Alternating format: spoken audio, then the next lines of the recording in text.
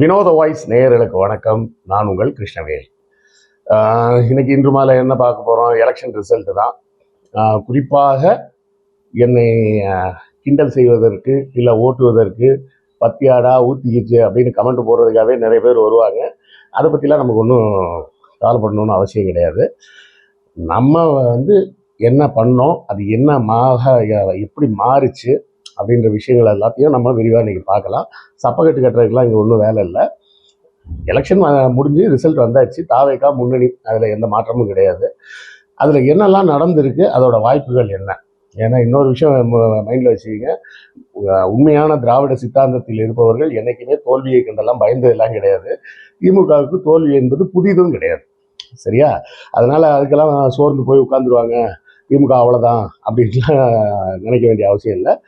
என்ன நடந்தது அப்படிங்கிறத பற்றி விரிவாக பார்க்கலாம்.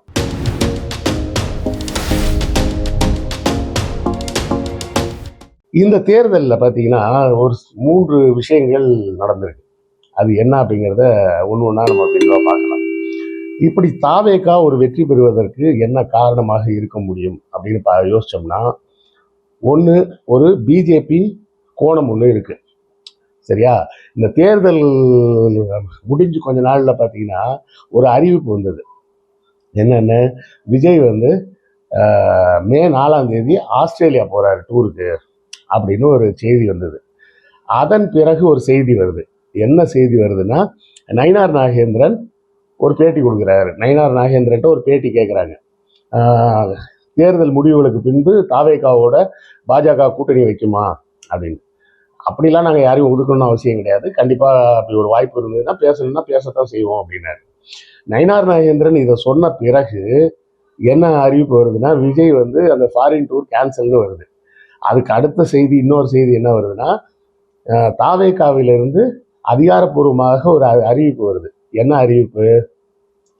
தாவேகா வேட்பாளர்கள் வெற்றி பெற்றவுடன் வேறு எங்கும் செல்லக்கூடாது, உடனடியாக நேரடியாக பனையூர் சேர வேண்டும் அப்படின்னு ஒரு செய்தி வருது. அப்போ இந்த 3 செய்திகளையும் வச்சு கோர்த்து பார்த்தோம்னா என்ன தோணுது எனக்குன்னா, இது உண்மையாக இருக்கணும்னு அவசியம் கிடையாது. ஆனால் எனக்கு என்ன தோணுதுன்னா, இவிஎம்மை ரிக் பண்ணுறதுல பிஜேபியை அடிச்சுக்க முடியாது, சரியா? இவிஎம்மை ரிக் பண்ணி இப்போ எடப்பாடியை உட்கார வைக்கலாம் அப்படின்னு அவங்க யோசிப்பாங்களா அப்படின்னு கேட்டால் யோசிக்க மாட்டாங்க. ஏன்னா எடப்பாடி தவழ்ந்து போனாலும் அவர் நேரத்துக்கு தகுந்தா போல தனக்கு வசதியாக என்ன செய்யணுமோ அதை செஞ்சுப்பார் அப்படிங்கிறது பாஜகவுக்கும் தெரியும். அப்போ அவர்கள் இது நான் முதல்ல சொன்னது தான். என்னன்னா, பிஜேபி நுழைவதற்கு பல்வேறு அஸ்திரங்களை தேடியது.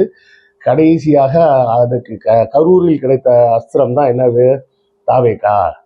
என்னன்னா, அப்போதான் அவங்க ஐடென்டிஃபை பண்ணுறாங்க, மொத்த தமிழ்நாட்டையும் மண்டையை கழுவுறதுக்கு மதம், முருகன், ராமர் இதெல்லாம் எதுவுமே பயன் தர மாட்டேங்குது. சாதியை வச்சு பார்க்கலான்னு பார்த்தா ஒட்டுமொத்த தமிழ்நாட்டுக்கும் சேர்த்து ஒரே ஒரு சாதி கலவரம்னு உருவாக்க முடியாது. இதெல்லாம் பார்க்கும்போது தமிழ்நாடு எக்ஸ்போஸ் ஆனது எப்போ அப்படின்னா, கரூரில் தான் எக்ஸ்போஸ் ஆகுது. அப்போ கரூரில் எக்ஸ்போஸ் ஆகும்போது அப்போவே தாவேகாவை பாஜக குறிவைக்க தொடங்கிவிட்டது. அதுலேருந்தே சிபிஐ விசாரணைகள், 2 முறை விஜய் டெல்லிக்கு போயிட்டு வந்தது, இப்படி பல்வேறு விஷயங்கள் நடக்குது. இப்போ உண்மையிலே பிஜேபி வந்துருச்சா அப்படின்ற கேள்விக்கு நான் பிறகு வருகிறேன். அப்போ ஒரு கோணம் என்னவாக இருக்க வாய்ப்பு இருக்கு அப்படின்னு பார்த்தோம்னா, பாஜக இவிஎம்மை ரிக் பண்ணி பல்வேறு இடங்களில் தாவேகாக்கு அதிகமாக ஓட்டு விழ வைத்து இருக்கலாம். மக்கள் ஓட்டு போடவே இல்லைன்னா நான் சொல்ல, அது 2வது கோணம், அதுக்குள்ள அப்புறமா வேற. அப்போ இப்படி உள்ள போய் தாவேகாவை உள்ள கொண்டு பிஜேபி உள்ள வருவதற்கு முயற்சி செய்கிறது அப்படிங்கிறது தான் நிதர்சனமான உண்மை. அதாவது உங்களுக்கு கசப்பா இருந்தாலும் உண்மை என்னன்னா, திமுகவை தவிர வேறு யார் ஆட்சிக்கு வந்தாலும் அது பாஜக ஆட்சி தான்.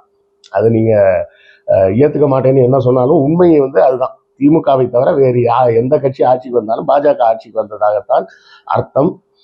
இப்போ பிஜேபி ஆட்சிக்கு உண்மையில் வந்துவிட்டது. அது என்ன கணக்குன்றத பின்னாடி சொல்றேன். இப்போ இன்னொரு கோணம் இருக்குன்னு சொன்ன பார்த்தீங்களா? தாவேகாவுக்கு வாக்கு விழுவதற்கு இன்னொரு காரணம் என்னவாக இருக்கும் அப்படின்னா, பொறுப்பற்ற நடுத்தர அல்லது மேல் நடுத்தர குடும்பங்கள் அவங்க எப்பவுமே பார்த்தீங்கன்னா ஒரு பொறுப்பற்ற தன்மையோடு இருப்பாங்க. தான் புள்ள நல்லாவே படிக்கலைனா கூட தன்னுடைய இமேஜை காப்பாற்றிக்கிறேன்னு சொல்லிட்டு எங்கேயாவது கடனை வாங்கியாவது கொண்டு போய் கேபிடேஷன் ஃபீஸாவது கட்டி கொண்டு போய் காலேஜில் சேர்த்துருவாங்க.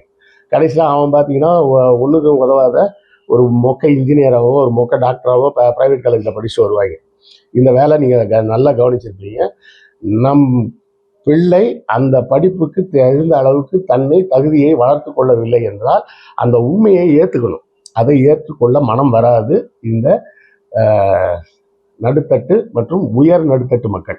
உயர்தட்டு மக்கள்னு தனியாக இருக்காங்க, அவங்கள விட்டுருங்க. அவங்க வந்து இந்த உலகத்தை பற்றி கவலைப்பட மாட்டாங்க.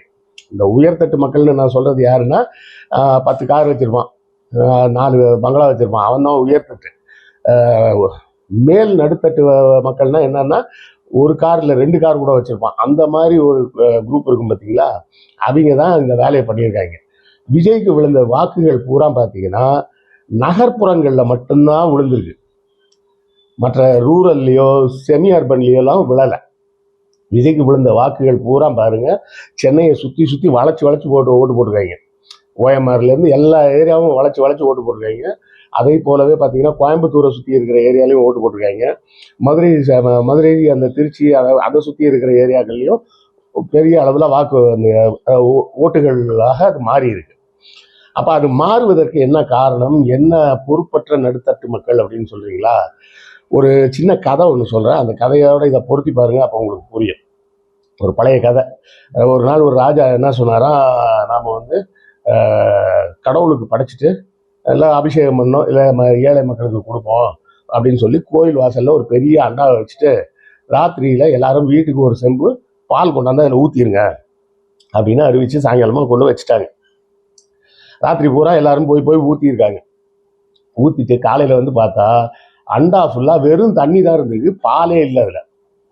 அதாவது என்ன நினச்சிட்டாங்க எல்லாரும், இந்த ஊரில் இத்தனை 1000 பேர் இருக்காங்க, நான் ஒருத்த மட்டும் ஒரு செம்பு தண்ணியை ஊற்றுறதுல என்ன தெரிஞ்சிடவா போகுது அப்படின்னு சொல்லிட்டு எல்லாரும் ஒரு சொம்பு தண்ணியை ஊற்றிருக்காங்க. மொத்தமாக அண்டா ஃபுல்லாக தண்ணி ஆகி போச்சு. அதுக்கும் இதுக்கும் என்ன சார் சம்மந்தம்ன்றீங்களா? இந்த மேல்தட்டு இல்லை மேல் நடுத்தட்டு மக்கள் இல்லை நடுத்தட்டு மக்கள்னு சொல்கிறோமே, இவர்கள் பெரும்பாலும் எப்படி இருப்பாங்க, நான் சொன்ன பார்த்தீங்களா, படிக்காத மக்கு பிள்ளையா இருந்தால் கூட பணத்தை கட்டியாவது அவனை டாக்டர் ஆக்குறான், அவனை இன்ஜினியர் ஆக்குறான்னு ஏதாவது ஒன்று பண்ணிட்டு இருப்பாங்களே. அது போலவே தான் அவர்கள் இந்த மாதிரி சினிமாவுக்கு போகணும் அப்படின்னா உடனே ஃபர்ஸ்ட் டே ஃபர்ஸ்ட் ஷோ போ இந்த 1000 ரூபா வச்சுக்கோ 2000 ரூபா வச்சுக்கோ அப்படின்னு கொடுத்து அனுப்புறது. இப்படி செய்யக்கூடிய இந்த நகர்ப்புறத்தை சார்ந்த பொறுப்பற்ற நடுத்தட்டு மற்றும் உயர் நடுத்தட்டு மக்கள் அவங்க என்ன பண்ணி வச்சிருக்காங்க, புள்ள கேட்டுச்சின்னு போய் ஓட்டு போட்டிருக்காங்க. இவிஎம்ல ரிக் ஆகலன்னா இதுதான் நடந்திருக்கும். என்ன நினைச்சிருப்பாங்க எல்லாருமே, இந்த தேர்தல் உண்மையில் பொதுவாக எல்லாரும் எதிர்பார்த்தது என்னன்னா திமுக தான் வரும் அப்படின்றது கருத்து கணிப்பு பண்றவங்கள்ல இருந்து எல்லாருமே நம்பினாங்க. நான் கூட நம்ம கருத்து கணிப்புல கூட நான் கொடுத்திருந்தது திமுகவுக்கு 180 சீட்லாம் கிடையாது, 145 சீட்டு கிட்ட தான் கூட்டணி வரும்னு கூட்டணிக்கே சொல்லியிருந்தேன். அது போக வந்து ஏதாவது முன்ன பின்ன மாற வாய்ப்பு இருக்குன்னு. சரி, உங்க கருத்து கணிப்புல என்னதான் சார் சரியா வந்திருக்கு அப்படின்னீங்களா? ரொம்ப மோசம்தான், ஃபெயிலியர் தான் சொல்லணும். மொத்தமாக இப்போ நான் இந்த வீடியோ ஷூட் பண்ணக்கூடிய நேரம் வந்து 6 மணி. இந்த 6 மணிக்கு நான் எடுத்த கணக்குப்படி பார்த்தீங்கன்னா 187 தொகுதிகளுக்கு மட்டும் இதுதான் ரிசல்ட் வரும் அப்படின்னு கன்ஃபார்மாக தெரிஞ்சு போச்சு. அதில் நம்ம கொடுத்த கணக்குப்படி பார்த்தீங்கன்னா 58 இடங்கள் நான் சொன்ன இடம் சரியாக வந்திருக்கு. 234 இடத்துல 58 இடம் சரியாக வந்திருக்குன்றத வந்து எடுத்துக்க முடியாது. சரியா? அது வந்து வெறும் 31% தான். அப்போ நான் சொன்னதில் தப்பு எத்தனை இடத்துல வந்திருக்குன்னு 129 இடங்கள்ல வந்திருக்கு. கிட்டத்தட்ட 69% நான் சொன்னது தப்பாக இருந்திருக்கு. இன்னொரு 47 தொகுதி மிச்சம் இருக்கு. அந்த தொகுதிகளை நான் இன்னும் கணக்கில் சேர்க்கலை. காரணம் என்னன்னா, அது எல்லாமே வந்து வாக்கு வித்தியாசம் வந்து 300 ஓட்டுகள், 400 ஓட்டு, 1000 ஓட்டு, 2000 ஓட்டுக்கு கம்மியாகவே வாக்கு வித்தியாசம் இருக்கிற அந்த லீடிங் கேண்டிடேட்டுக்கும் நெக்ஸ்ட் கேண்டிடேட்டுக்கும் உள்ள வாக்கு வித்தியாசம் 2000 200 ஓட்டு வரை இருக்குது. அதனால அந்த 47 தொகுதிகளை நான் கணக்கில் எடுக்கவில்லை. அது கடைசியாக ரிசல்ட் வந்ததுக்கப்புறம் தான் தெரியும். அதை நம்ம இப்போவே ஜட்ஜ் பண்ண முடியாது. அப்போ இந்த 187 இடங்கள்ல தாவேகாக்கு எவ்வளோ சீட் வந்திருக்கு அப்படின்லாம் பார்த்தோம்னா, கிட்டத்தட்ட தாவேகாக்கு ஒரு 95 இடங்களும், டிஎம்கேக்கு ஒரு 45 இடமும், ஏடிஎம்கேக்கு ஒரு 40 இடங்களும் முன்னணியில் இருக்கிறாங்கன்ற மாதிரி ஒரு கணக்கு வந்திருக்கு. குத்துமைப்பா சொல்றேன், எக்ஸாக்ட் நம்பர் ஞாபகம் இல்லை. ஸோ இது என்ன நடந்திருக்கு அப்படின்னா, எல்லாரும் என்ன நினைச்சிட்டாங்க, எப்படியும் திமுக தான் வரப்போகுது, என் புள்ள ஆசைப்படுறான், போடுற ஒரு ஓட்டுல திமுக தோத்துறவா போகுது அப்படின்னு நினைச்சு ஒவ்வொருத்தரும் நினைச்சு போய் ஓட்டு போட்டிருக்காங்க. இதை இன்னைக்குதான் பக்கத்துல நெய்பர் ஒரு பொண்ணு, பொண்ணுன்னு சொல்லக்கூடாது, பொண்ணுன்னு தான் நான் சொல்லலாம், ஏன்னா அந்த பொண்ணுக்கு ஒரு 28 வயசு தான் இருக்கும். பார்த்தப்ப இப்போ எலெக்ஷன் ரிசல்ட் பார்க்குறீங்களாண்ணா அப்படின்னு பார்த்துட்டு, ஆனால் நானே எதிர்பார்க்கலண்ணா டிவிக்கே வரும்னு அப்படின்னு என்கிட்ட சொன்னாங்க. சரிம்மா, டிவிக்கே வரும் நீ எதிர்பார்க்கல, சரி நீ யாருக்கு ஓட்டு போட்ட அப்படின்னு கேட்டேன். நான் டிவி கேக்கு தானே ஓட்டு போட்டேன், எங்கள் அம்மாவையும் டிவி கேக்கு நான் தான் ஓட்டு போட வச்சேன் அப்படின்றாங்க. எப்படி இருக்கு? டிவிக்கே வராதுன்னு அவங்க நம்பி தான் ஓட்டு போட்டிருக்காங்க. இப்படி வராது, திமுக தானே எப்படி வரப்போகுது, திமுக தானே எப்படி வரப்போகுதுன்னு நம்பிய நிறைய பேர் போய் தாவைக்காக ஓட்டு போட்டிருக்காங்க. ஒன்று இவிஎம் ரிக் இல்லைன்னா இதுதான் நடந்திருக்கும், இப்படிதான் நடந்திருக்கு அப்படின்னு நான் நினைக்கிறது. இப்படிதான் நடந்திருக்க வாய்ப்பு இருக்கு அப்படின்னு.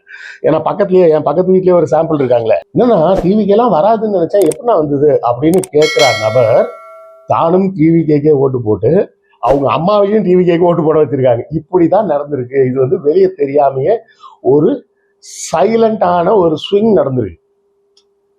வீட்டளவில் ஒரு கேம்பெயின், 1-to-1 கேம்பெயின் மாதிரி வீட்டுக்குள்ள இந்த கேம்பெயின் ரூரல் ஏரியாவில் நடக்கலை.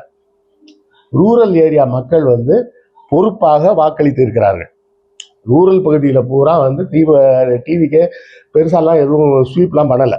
டிவிக்கே ஸ்வீப் பண்ண ஏரியா பூரா பார்த்தீங்கன்னா அர்பன் ஏரியாஸ் தான்.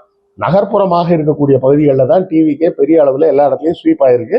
அந்த வாக்குகளில் தான், அதாவது சென்னையை சுற்றிய வாக்குகள், கோவையை சுற்றிய வாக்குகள், திருச்சியை சுற்றி உள்ள வாக்குகள், மதுரையை சுற்றி உள்ள வாக்குகள், இப்படி தான் அவங்க எடுத்திருக்கிறாங்க.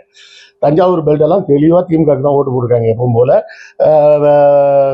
கொங்கு பகுதியிலையும் தெளிவாகவே பெரும்பாலாக அதிமுக ஓட்டு போடுற பகுதிகளில் அதிமுக தான் ஓட்டு போட்டிருக்காங்க.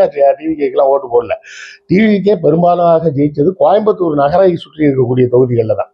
அப்போ இந்த தேர்தல் ஸ்விங் என்ன நடந்திருக்கு, ஒரு சைலண்டான ஸ்விங் ஒன்று நடந்திருக்கு. இது ஒரு முக்கியமான செய்தி. இதுக்கு போக இன்னொரு விஷயம் என்னன்னா, திமுக ஒரு இடத்துல தவற விட்டுட்டாங்க. அதை இப்பதான் நானும் கவனிக்கிறேன். நான் முன்னாடியே கவனிச்சிருந்தேன், நானும் முன்னாடியே பேசி இருந்திருப்பேன், சொல்ல வேண்டிய ஆட்கள்கிட்ட சொல்ல கூட செஞ்சிருப்பேன். கவனிச்சு பார்க்கும்போது இந்த அர்பன் செக்மெண்ட்னு ஒன்று ஓட்டு போட்டாங்க பார்த்தீங்களா, இவர்கள் யாருமே நேரடியாக திமுகவின் நலத்திட்டங்களில் பயன்பெற்றவர்கள் இல்லை. அது ஒரு பெரிய விஷயம். இப்போ சென்னையில் மகளிர் விடியல் பயணம் நடந்தது. ஆனா அந்த விடியல் பயணத்தை பயன்படுத்தாத ஆட்கள்லாம் இருக்காங்கல்ல, எப்பவுமே பஸ்ல ஏறாத ஆட்கள், எப்பவுமே மெட்ரோல போகாத ஆட்கள், அந்த மாதிரி ஒரு செட் இருக்கு பார்த்தீங்களா, அவங்க தான் இந்த மாதிரி கூத்தடிச்சு வச்சிருக்கிறாங்க. ஏன்னா அவர்கள் நேரடியாக திமுகவின் நலத்திட்டங்களால் எந்த பலனும் பெறவில்லை. அவங்களுக்கு திமுகவுக்கு நம்ம ஓட்டு போடணுமே அப்படின்ற ஆப்ளிகேஷன் இல்லாம போயிருச்சு. அந்த ஆப்ளிகேஷன் இல்லாததுனால அவங்க விளையாட்டா நம்ம போட்டு தான் பார்ப்போமே, இப்ப என்ன நம்ம புள்ள ஆசைப்படுது இல்ல, ஒரு ஓட்டை போட்டு வை, நம்ம ஒரு ஓட்லையா எல்லாம் நிறைய போகுது. இந்த நினைப்பு தான் மிக மிக தவறானது. தேர்தலை பொறுத்தவரை ஒவ்வொரு வாக்கும் முக்கியமானது அப்படின்ற ஒரு விஷயம் இந்த அப்பர் செக்மெண்ட்டை திமுக கண்டுகொள்ள தவறிவிட்டது. அவங்களுக்கு தான் எல்லாம் இருக்குல்ல, நாம அடித்தட்டு மக்களுக்கு மட்டும் பார்ப்போம்னா அப்படி போனதுனால இந்த பக்கம் கவனிக்காம விட்டுட்டாங்க. எல்லாரும் சொல்றது பூரா எப்படி சொல்லிட்டு இருந்தாங்க, ஒவ்வொரு குடும்பத்திலும் குறைந்தபட்சம் ஒரு பயனாளி இருக்கிறாரு, திமுகவின் திட்டங்களால் பெறக்கூடிய பயனாளிகள் இருக்காங்கன்னு சொல்லிக்கிட்டே இருக்காங்க. இப்போ எங்க அபார்ட்மெண்ட்ஸ்ல ஒரு 12 வீடு இருக்கு. இந்த 12 வீட்டில் ஒரு வீட்டில் கூட திமுகவின் திட்டங்களோட பயனாளிகள் யாருமே கிடையாது, இன்க்ளூடிங் மீ. நம்மெல்லாம் பயனாளிகளாக இருந்தால் தான் ஓட்டு போடுவோம்னு நான் சொல்ல வரல. ஆனால் மிச்சம் இருக்கிற 11 வீடுகளில் அவர்களுக்கு அந்த பொறுப்பு இல்லை. நமக்கு இந்த ஆட்சி முன்னேற்றமான ஆட்சி தொடர்ந்தாதான் நாடு நல்லா இருக்கும் அப்படின்ற சிந்தனை இல்லாம அவங்க என்ன நினைச்சிட்டாங்க, விளையாட்டா நினைச்சிட்டாங்க. இந்த தேர்தலை அவர்கள் ஒரு விளையாட்டுத்தனமாக கையாண்ட காரணத்தினால் கண்ணாபின்னு ஓட்டை மாத்தி போட்டு புள்ள சொல்லிச்சு. நான் பாருங்க, பக்கத்து வீட்டில் சொல்றாங்க, அவங்க வீட்டில் 2 குட்டி பொண்ணுங்க இருக்கு, ஒன்று எல்கேஜி, இன்னொன்று பிளே ஸ்கூலு. அது ரெண்டு அம்மா நீ விஜய் ஓட்டு போடு விஜய் ஓட்டு போடு அப்படின்னு சொல்ல அந்த பொண்ணு என்ன பண்ணிச்சு, அவங்க அம்மாவையும் சேர்த்து விஜய்க்கு ஓட்டு போட வச்சிருக்காங்க. இப்படி எத்தனை ஓட்டுகள் வீணடிக்கப்பட்டிருக்குன்னு சொல்றீங்களா? ஆமா, வீணடிக்க தான் பட்டிருக்கு. சரி, இப்போ நிதர்சனத்துக்கு வருவோம். பாஜக வரும் எப்ப பார்த்தாலும் பூச்சாண்டி காட்டுறீங்களே அப்படின்னு சொல்லிட்டு இருந்தாங்கல்ல, அந்த பூச்சாண்டி இப்போது உண்மையாக தமிழ்நாட்டுக்குள்ள வந்தாச்சு. ஏன் வந்தாச்சு? கரூர் கேஸ் சிபிஐல இருக்கு. சிபிஐல ஒரு கேஸ் இருக்கிற வரை இங்க இருக்கிற அரசியல் தலைவர் தானாக எதுவும் செயல்பட முடியாது. நம்பர் 1. நம்பர் 2, அப்படியே செயல்பட முடிஞ்சா கூட விஜயாலேயோ விஜயை சுற்றி இருப்பவர்களுக்கோ மக்கள் நலத்திட்டங்களை எல்லாம் பத்தி யோசிக்கிற அளவுக்குலாம் அறிவும் கிடையாது, அதுக்கு உண்டான ஆட்களும் அவங்க கிட்ட கிடையாது. அப்ப என்ன நடக்கும்? ஒரு பழமொழி சொல்லுவாங்களே, சித்தன் போக்கு சிவன் போக்கு அப்படின்னு. அது மாதிரி அவங்கவுங்க சௌரியத்துக்கு எதாவது பண்ண போறாங்க. அதிகாரம் கைக்கு வந்தவுடன் இஷ்டத்துக்கு ஆட போறாங்க. 91 முதல் 96 வரை ஜெயலலிதா அம்மையார் என்னெல்லாம் கூத்து அடிச்சாங்களோ அந்த கூத்தையெல்லாம் தாண்டி ஒரு பெரிய கூத்து இனிமே நம்ம பார்க்க போறோம். 2026 இருந்து விஜய் தொடங்கி ஆதவ அர்ஜுனா தொடங்கி எல்லாரும், அதாவது ஒருத்தர் நகைச்சுவை நடிகர் ஒருத்தர் ஸ்ரீநாத், அவர்லாம் கூட ஜெயிச்சிருக்கிறாரு. ஆனா அவர் ஜெயிக்க கூடாதுன்னு நான் சொல்ல வரல. ஆனால் அவர்களுக்கு இந்த சமுதாயம் குறித்த என்ன சிந்தனை இருக்கும்? விஜய்க்கெல்லாம் சமுதாயத்தில் வேறு தட்டு மக்கள் இருக்காங்க, அவங்களோட வாழ்க்கை எப்படி இருக்கும்னு கூட தெரியாது. சினிமாவில் டேரக்டர் எழுதி கொடுத்தாதான் அதை பற்றி வசனம் பேச தெரியுமே தவிர மற்றபடி விஜய்க்கே ஒன்றும் தெரியாது. அப்போ மற்றவர்களுக்கெல்லாம் என்ன பெருசாக தெரிஞ்சிட போகுது? இல்லை மற்றவங்களாம் சொல்லி மட்டும் விஜய் கேட்டுற போறாரா? இதெல்லாம் இப்போ இது ஒரு புறம் இருக்கட்டும். இந்த ஆட்சி மூலமாக நமக்கு சில பரிசுகள் உடனடியாக கிடைக்க போகுது. 2026 பெரும்பாலான நடுத்தட்டு மக்கள், மேல் நடுத்தட்டு மக்கள் எல்லாம் வாக்களிச்சு விஜய் உள்ள வந்திருக்கிறாருல, என்ன பரிசு கிடைக்க போகுதுன்னா, உடனடியாக மும்மொழி கொள்கை வரப்போகுது, புதிய கல்விக் கொள்கையை. ஏன்னா இப்போ அகடமிக் இயர் இனிமேல் தான் ஆரம்பிக்க போகுது. அகடமிக் இயர், பள்ளியோட அகடமிக் இயர் ஜூன் 1 ஆரம்பிப்பாங்க. அந்த ஜூன் 1 முதல்ல இருந்து புதிய கல்விக் கொள்கை உள்ள வந்துடும். சரியா? அதன் மூலமாக உடனடியாக மும்மொழி கொள்கை உள்ள வந்துடும். நம்ம பிள்ளைங்க இன்னும் படிக்கிறதுக்கு கஷ்டப்பட போறாங்க அப்படின்றது முதல் செய்தி. 2வது, ஆதவ அர்ஜுனாவின் நீண்டகால செயல் திட்டமாகிய தமிழகத்தில் லாட்ரி டிக்கெட்டும் சூதாட்ட விடுதிகளையும் கொண்டு வருவதற்கான நடவடிக்கைகள் உடனடியாக எடுக்கப்படும். உடனடியாக உங்களுக்கு கிடைக்க போற 2 பலன்கள் இதான் கிடைக்கும். சரி, மகளிர் உரிமை தொகையெல்லாம் கொடுப்பாங்களான்னா மேபி ஒரு 5-6 மாசம் கொடுப்பாங்க, அதோட நிப்பாட்டிடுவாங்க. அதுக்கு மேல கொடுக்க மாட்டாங்க, வேணா பாருங்க. ஏன்னா இதுதான் மகாராஷ்டிரா மற்ற 4 மாநிலங்கள்ல பூரா நடந்தது. அறிவிக்கிறேன்னு அறிவிச்சு ஒரு 6 மாசம் கொடுத்தாங்க, அதுக்கப்புறம் கொடுக்கவே இல்லை. தமிழ்நாட்டில் மட்டும்தான் கொடுக்க தொடங்கிய முதல் நாள் முதல் கடைசி நாள் வரை காசை கொடுத்துட்டு போயிட்டாங்க. இந்த மே மாசத்துக்கு உண்டான காசையும் சேர்த்து மே மாசத்துக்கு 2000 ரூபாய் போனஸும் கொடுத்துட்டு போயிட்டாங்க. சரி, அதெல்லாம் நம்ம மக்களை கிண்டல்லாம் பண்ணக்கூடாது. காசை வாங்கிட்டு மாற்றி ஓட்டு போட்டாங்க அப்படின்லாம் சொல்லி பேசுறது முட்டாள்தனமான பேச்சு. அந்த பணத்தால் பயன்பெற்றவர்கள்லாம் ஒழுங்காக தான் ஓட்டு போட்டிருக்காங்க.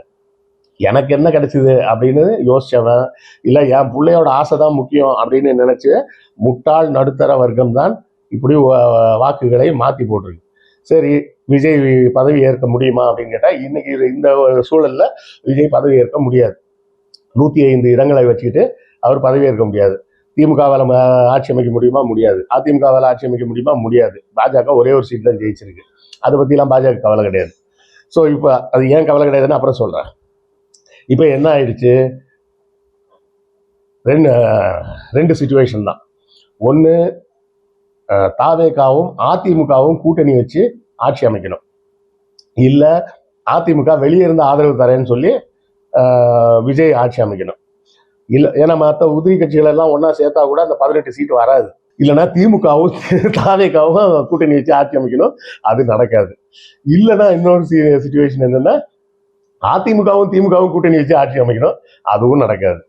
அப்ப நடப்பதற்கு வாய்ப்பு இருக்கக்கூடிய ஒரே ஒரு வழி என்ன அப்படின்னா, தாவேகாவும் அதிமுகவும் கூட்டணி அமைச்சு ஆட்சி அமைக்கலாம். அப்படி கூட்டணி வச்சு ஆட்சி அமைக்கல அப்படின்னு சொன்னா என்ன நடக்கும்? தேர்தலை ரத்து பண்ணிடுவாங்க. மறுதேர்தல்ன்றது 6 மாதத்திலிருந்து 3 வருடங்களுக்குள்ள எப்ப வேணா நடத்தலாம். அது இப்ப இருக்கிற சூழலை விட இன்னும் மோசமான சூழல் ஆயிடும். ஏன்னா அது நேரடியான பாஜக ஆட்சியா மாறிடும். கவர்னர் ஆட்சின்றது 6 மாதத்திலிருந்து 3 வருஷம் வரை கூட நீங்க தள்ளி போடலாம். அவங்க சொல்லிடலாம், நாங்க அடுத்த 2029 இந்த தேர்தல் வரும்ல, நாடாளுமன்ற தேர்தல், அதோட சேர்த்து நடத்தணும்னு சொல்லி அவங்க தள்ளி வைக்க கூட வாய்ப்பு இருக்கு. இப்படி ஒரு அவல நிலைக்கு இந்த படித்த முட்டாள்கள் தான் கொஞ்சம் கூட பொறுப்பு இல்லாமல் வாக்களித்து தமிழ்நாட்டை இப்படி ஒரு தடுமாற்றமான ஒரு சூழல்ல கொண்டாந்து விட்டாங்க. கடந்த 5 ஆண்டு கால ஆட்சியில சிறப்பாக ஆட்சி செய்து 2 ஆண்டுகள், கடைசி 2 ஆண்டுகள் 2 இலக்க வளர்ச்சியை தமிழ்நாடை எட்டுச்சு. அதுக்கப்புறம் மொத்தமா என்ன ஆகி போச்சு, இப்போ எதுவுமே இல்லைன்ற மாதிரி ஒரு இடத்துக்கு கொண்டு போய் விட்டாங்க. அதாவது சோத்துக்கு சிங்கி அடிக்கிறப்ப பார்த்தீங்கன்னு வச்சிங்களேன், உழைப்பின் மீது கவனம் இருக்கும், வேலை செய்யணும் சம்பாதிக்கணும் அப்படின்னு இருக்கும். நல்ல தொண்டை வர தின்னுட்டு உட்காந்து கையில் காசு இருக்குது அப்படின்னா என்ன தோணும், வேலைக்கு போகணும்னு தோணாது, தண்ணியை போட்டு உட்காந்து படம் பார்க்கலாம் கூத்தடிக்கலான்னு தான் தோணும். மக்கள், தமிழ்நாட்டு மக்களுக்கு அப்படி ஒரு சூழல் வந்துருச்சு. எல்லாருக்கும் சொல்லலை, இந்த பொறுப்பு இல்லாத நடுத்தட்டு மக்களுக்கு தான் அந்த பிரச்சனை வந்து, அந்த கூட்டம் தான் இந்த முட்டாள்தனமான ஒரு வேலையை விளையாட்டுத்தனமா செஞ்சு பார்த்துருக்காங்க.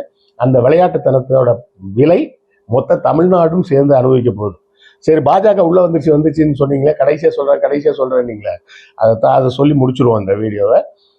இப்போ அலையன்ஸ் பார்ட்டி போட்டு விஜயும் அதிமுகவும் கூட்டணி அப்படி இப்படின்லாம் பேசி ஒரு கூட்டணி ஆட்சி அமைச்சாங்க அப்படின்னு சொன்னாலும் அந்த கூட்டணி ஆட்சி அதிகபட்சம் 1 வருஷத்துக்கு மேல தாங்காது.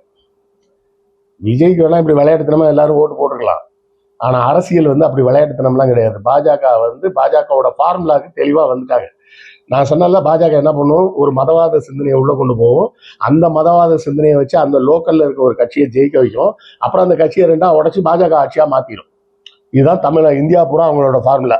அந்த ஃபார்முலாவுக்கு சரியான ஒரு கான்செப்ட் வந்து தமிழ்நாட்டில் அவங்களுக்கு கிடைக்காம இருந்தது. இப்போ இந்த சினிமா மோகம் அப்படின்றது தமிழ்நாடு முழுக்க வெறியா பரவி இருக்கு அப்படின்றத ஒரு விஷயத்த கண்டுபிடிச்சிட்டாங்க.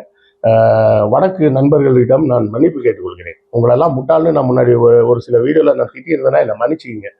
எங்க ஆளுங்க உங்களை விட பெரிய முட்டாளுங்க.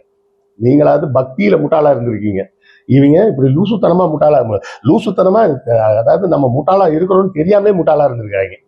அதனால உங்களை அப்படி சொல்லியிருந்தேன்னா ஐ எம் வெரி சாரி வடக்கன்ஸ் அப்படின்னு சொல்றதை விட, இல்ல அன்பா சொல்றேன், வடக்கன்ஸ் ஐ எம் வெரி சாரி. தெரியாம உங்களை அப்படி சொல்லிட்டேன். எங்க ஆளுங்க அதை விட பெரிய அறிவாளிங்க. அப்படிதான் நடந்திருக்கு. இப்போ 1 வருஷம் விஜய் அங்க இருக்கலாம். அந்த 1 வருடம் முடியும் போதே என்ன பண்ணுவாங்க, தாவேகாவை 2ஆ உடைச்சிருவாங்க. இருக்கிற எம்எல்ஏக்களை 2ஆ 3ஆ உடைச்சி பிரிச்சிருவாங்க.